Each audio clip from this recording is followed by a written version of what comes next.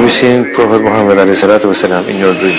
Twice. Really? Alhamdulillah. And in my dream I was walking on the sand in a windy path with rock all above me. And I looked to my knee level and I saw a footprint. And I said, how strange that there's a footprint in the stone. And I said out loud in the dream, who put this here? Whose footprint is there?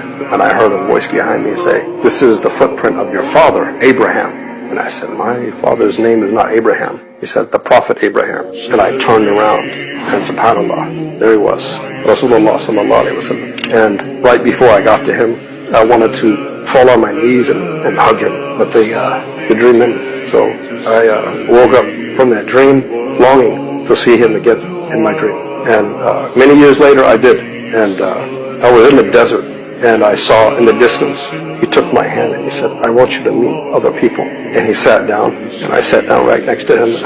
And then he said, now look, here is Abu Bakr as-Siddiq. And he said, and over here is Umar ibn al-Khattab, and this is Uthman bin Affan, and this is Ali bin Abi Talib. And they all love you. And I just thought in the dream, why do they love me? I'm nobody. Why do they love me? But alhamdulillah, that was one of the best dreams that I've had in my life. I love you, Rasulullah. I love you.